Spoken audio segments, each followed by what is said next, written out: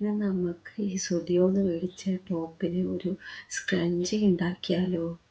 അതിന് വേണ്ടിയിട്ട് ഞാനൊരു വൈറ്റ് കളർ ക്ലോത്താണ് എടുക്കുന്നത്. അതിന് കൂടെ ഒരു സാറ്റിൻ റിബൺ എടുക്കുന്നുണ്ട്. അത് ലാസ്റ്റ് കാണിക്കുക എന്തിനാണ്.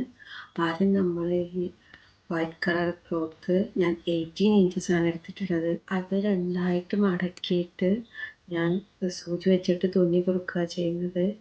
നിങ്ങൾക്ക് തയ്ക്കാൻ അറിയുന്നുണ്ടെങ്കിൽ നിങ്ങൾ മെഷീനിൽ വെച്ചിട്ട് തയ്ച്ചാലും മതി, ഒരു സ്റ്റിച്ച് കൊടുത്താൽ മതി. എനിക്ക് തയ്ക്കാൻ അറിയാത്തത് കൊണ്ടാണ് ഞാൻ സൂചി വെച്ച് തുന്നി കൊടുക്കുന്നത്.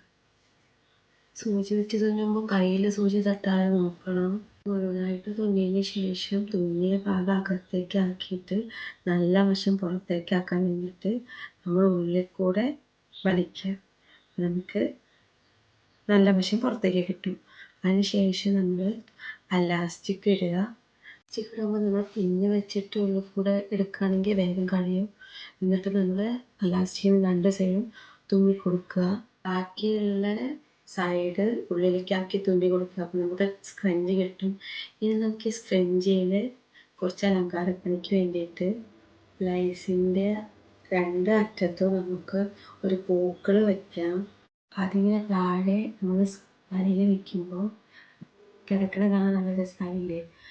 ഫ്ലവർ ഉണ്ടാക്കാൻ വേണ്ടിയിട്ട് 4 ഇഞ്ചസിൻ്റെ രണ്ട് വൈറ്റ് ക്ലോത്താണ് എടുത്തിട്ടുള്ളത്.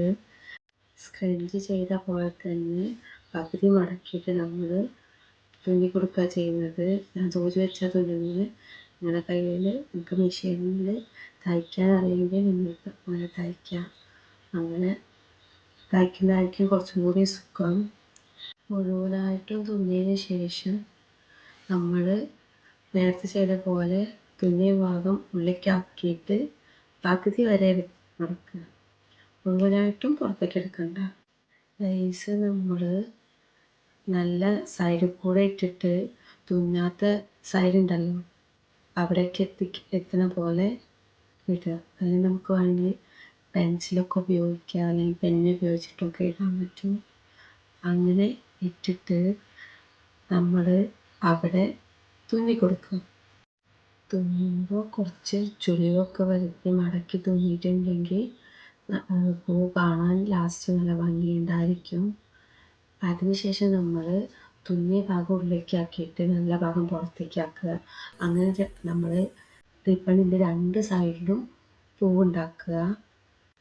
ഈ സ്റ്റെപ്പിന് ശേഷം വേണമെങ്കിൽ നിർത്താം. പക്ഷേ ഞാനൊരു മൊട്ട് പോലെ ആക്കാൻ വേണ്ടിയിട്ട് അതിൻ്റെ തുമ്പ് ഓപ്പോസിറ്റ് സൈഡിലേക്ക് തുന്നി കൊടുക്കുന്നുണ്ട്. അപ്പം നമുക്കൊരു മൊട്ട് പോലെ കിട്ടും. രണ്ട് സൈഡിലും അതുപോലെ ചെയ്യുക. അപ്പം ഇങ്ങനെ ഉണ്ടാവും. കാണാൻ നല്ല ഭംഗിയില്ലേ? റെഡ് ആൻഡ് വൈറ്റ് കോംബോ എടുത്തതിന് കാരണം എൻ്റെ ഡ്രസ്സ് റെഡ് ചെക്സാണ് അതിലുള്ളത്. അതുകൊണ്ടാണ് ഞാൻ റെഡ് കളർ റിബൺ എടുത്തത്. എന്നിട്ട് ഞാൻ എൻ്റെ സ്ക്രഞ്ചിയിൽ അതൊരു നോട്ടിട്ട് കൊടുത്തു. അപ്പോൾ അതിന് നമ്മൾ ഇടുമ്പോൾ താഴത്തേക്ക് തൂങ്ങി നിൽക്കില്ലേ? നല്ല രസമാകില്ലേ? എങ്ങനെ ഉണ്ടായിരുന്നു? ഞാൻ ട്രൈ ചെയ്ത് നോക്കിയത് കണ്ടാൽ